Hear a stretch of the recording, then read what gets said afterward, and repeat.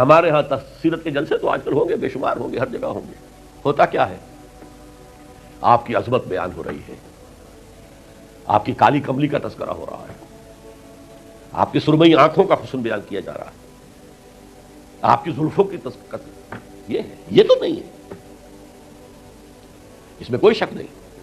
تمام انبیاء اور رسول کو جو کمالات عطا ہوئے محمد کو وہ سب عطا ہوئے صلی اللہ علیہ وسلم. اس نے یوسف دم عیسیٰ ید بیضا داری آنچ خوبہ حمد آرنگ تو طلحہ داری. لیکن حضور فرماتے ہیں تمام نبیوں اور رسولوں نے جو تکالیف برداشت کی میں نے وہ سب کی سب برداشت کی. یہ کوئی بیان کرتا ہے؟ کیسے بیان کرے؟ اس سے تو کچھ سبق ملتا ہے کہ کچھ تو تم بھی کرو بھائی. کہ کہاں عاشق رسول بنے پھر رہے ہو، کہاں عید میلاد النبی بنا رہے ہو، زمین و آسمان کے کلابے اللہ سے بھی اوپر کر رہے ہو راتوں کے اندر. یہ نہیں ہے محمد سے نسبت اور تعلق کا معاملہ. اب آپ دیکھیے، جو اب واقعاتی انداز میں تو جانے کا وقت ہے نہیں نا، لیکن ایک بات آپ کو بتا دوں، دشمنوں نے اقرار کیا ہے کہ تاریخ انسانی کا عظیم ترین انقلاب محمد نے برپا کیا صلی اللہ علیہ وسلم. M N Roy of India, member of Communist International, اس نے 1920 میں تقریر کی لاہور میں بریڈلا ہال میں، دی ہسٹوریکل رول آف اسلام. وہ کتاب اب بھی انڈیا میں چھپتی ہے. اس نے کہا تاریخ انسانی کا عظیم ترین انقلاب محمد نے برپا کیا صلی اللہ علیہ وسلم. اور اس نے کہا یہ ندی فتوحات نہیں تھیں، فتوحات تو سکندر نے بہت کر دی تھی، اٹیلا نے بہت کر دی تھی، چنگیز نے بہت کر دی تھی. وہ بروٹ فورس تھی، وہ وحشی قوت تھی. اور محمد کی فتوحات اور ان کی امت کی فتوحات سے نئی تہذیب دنیا میں آئی، نئی روشنی دنیا میں آئی، نئے علوم ایجاد ہوئے، دنیا منور ہو گئی. بہت عمدہ کتاب ہے ہسٹوریکل رول آف اسلام. 1980 کے قریب کتاب چھپی امریکہ میں، دی 100 a selection and gradation of the 100 most influential personalities of human history. تاریخ انسانی کا دھارا بہتا ہے، ہم بھی اس میں بہ رہے ہیں، جدھر بہ رہا ہے ہم بھی بہ رہے ہیں. چلو تم ادھر کو ہوا ادھر کی. کچھ لوگ ایسے ہوتے ہیں کہ جو دھارے کا رخ بدلتے ہیں. بہنے والے تو سب ہیں، لیکن اس دھارے کے رخ کو بدلنے والا کوئی ہوتا ہے. تو ڈاکٹر مائیکل ہارٹ نے پہلے 100 آدمیوں کا انتخاب کر لیا جنہوں نے تاریخ کے دھارے کا رخ موڑا ہے. سلیکشن، پھر گریڈیشن. ان میں سب سے زیادہ جس نے موڑا ہے، جس سے سب سے زیادہ مؤثر ہوا، وہ کون؟ نمبر 1، پھر نمبر 2، پھر نمبر 3، 100 تک چلا گیا. نمبر 1 پر حضور کو لا رہا ہے. عیسائی ہے اور ابھی تک کوئی اطلاع نہیں ہے اس کے اسلام لے آنے کی. زندہ ہے، مینہٹن میں رہتا ہے. اس نے پھر اس کی وجہ بیان کی کہ naturally I O an explanation. Jesus کو جسے خدا مانتے ہیں اسے نمبر 3 پہ لے گیا، حضور کو نمبر 1 پر. اور جواب کیا دیتا ہے؟ ایکسپلینیشن کیا ہے؟ This is because he is the only person supremely successful in both the religious and secular fields. جتنے بڑے لوگ دنیا میں ہیں وہ یا ادھر اونچے ہیں تو ادھر کچھ نہیں، ادھر اونچے ہیں تو ادھر کچھ نہیں. بڑے حکمران، بڑے فاتح، اخلاقی اور دینی اور روحانی اعتبار سے 0 بلکہ مائنس. بڑے مذہب، اخلاقی تعلیمات، روحانی تعلیمات بہت اونچے، گوتم بدھ، حضرت مسیح، لیکن ریاست، حکومت، سیاست 0. ایک ہی شخص ہے، ایک شخص ہے. کتنی بڑی سچائی اس کے قلم سے نکلی ہے. دی only person supremely successful in both the religious and the secular fields.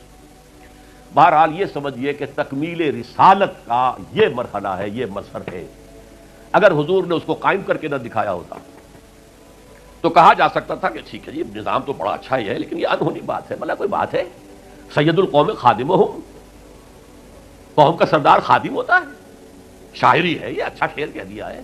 لیکن محمد نے وہ نظام قائم کیا جہاں ابو بکر اور عمر خادم تھے، چٹائیوں پر بیٹھتے تھے، پیمن لگے ہوئے کپڑے پہنتے تھے. رات کو گشت کے دوران کسی عورت کے کراہنے کی آواز آئی ہے، پتہ کیا، معلوم ہوا کہ درد ذہ میں ہے اور کوئی اٹینڈ کرنے والا نہیں ہے.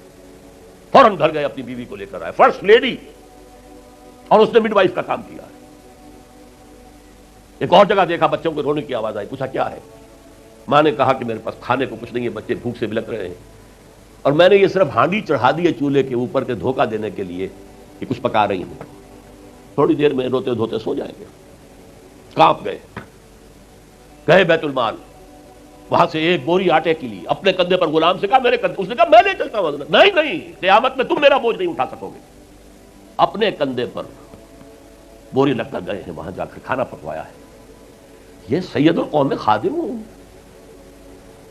کبھی دیکھی تھی دنیا نے یہ بات؟ قائم کر کے دکھایا، نوع انسانی پر حجت قائم کی ہے۔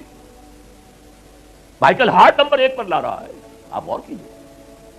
ایچ جی ویلز کی بھی اب وقت نہیں ہے میرے پاس، میں نے وہاں تقریر کے اندر پوری واضح کی یہ بات، اس کی شہادت، حالانکہ وہ شاطم رسول ہے، حضور کو گالیاں دی ہیں اس نے بالکل رشدی کی طرح، اور تسلیمہ نسرین جو ہے بنگلہ دیش کی اس کی طرح، لیکن ایک اعتبار سے گھٹنے ٹیک کر حضور کی مدح کرنے پر مجبور ہے۔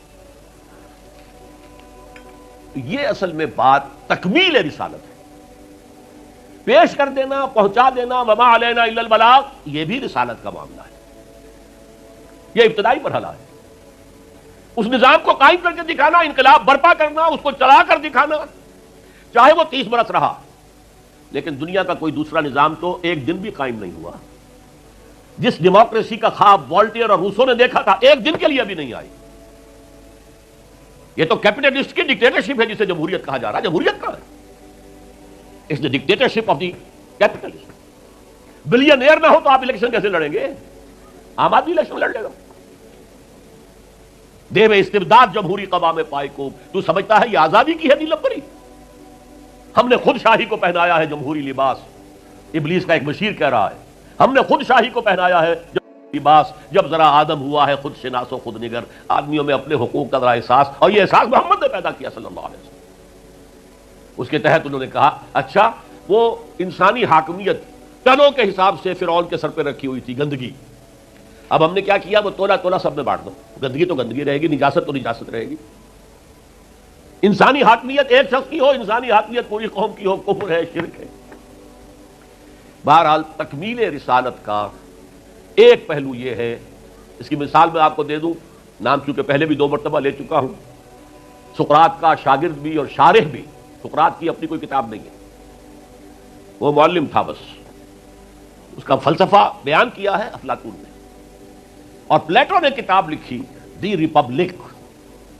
اب دیکھیے آج سے 2500 سال پرانی کتاب ہو گئی، حضرت عیسیٰ سے 300-400 برس پہلے کتاب اتنی زوردار ہے، آج تک زندہ ہے، ورنہ کتابیں ختم ہو جاتی ہیں، کوئی زوردار کتاب ہو تو زندہ رہے گی۔ نقشہ پیش کیا ایسے ہونا چاہیے، نظام حکومت ایسا ہونا چاہیے، فلاں ایسا ہونا چاہیے، فلاں ایسا ہونا چاہیے، لیکن وہ نظام ایک دن کے لیے بھی دنیا میں کہیں قائم نہیں ہوا، لہذا اسے کیا کہیں گے؟ یوٹوپیا ہے، ایک خیالی جنت ہے۔ حضور نے بھی خیالی جنت پیش کر دی ہوتی، قائم کر کے نہ دکھاتے تو وہ حجت نہیں بن سکتی نوع انسانی۔ تکمیل رسالت، نہ حضرت ابراہیم کے ہاتھوں کہیں نظام قائم ہوا، حالانکہ ابو الانبیاء، خلیل اللہ، امام الناس، انی جاعلک للناس اماما واتخذ اللہ ابراہیم خلیلا، نظام تو نہیں بنا، نہ موسیٰ کے ہاتھوں نہ عیسیٰ کے ہاتھوں علیہ الصلوۃ والسلام۔ یہ صرف محمد الرسول اللہ صلی اللہ علیہ وسلم کا مقام ہے کہ آپ نے ایک عظیم انقلابی جد و جہد، میری کتاب لے کر پڑھ لیجیے اگر تقریریں نہ سنی ہو، تقریروں میں مختصر ہے مفصل، منہج انقلاب نبوی، اتنا عظیم کارنامہ، عظیم ترین انقلاب جو برپا کیا 23 برس کے اندر حضور نے، تو اس کے منہج کیا تھا، منہاج کیا تھا، طریقہ کار کیا تھا، اسے سمجھیے۔ منہج انقلاب نبوی میری کتاب ہے، 400 صفحے، سیرت کا انالیسس ہے، سیرت کا 6 steps of revolutionary process as deduced from the seerah of the prophet، اس کو فلسفہ سیرت کہیں گے ہم، تو پڑھیے اس کتاب۔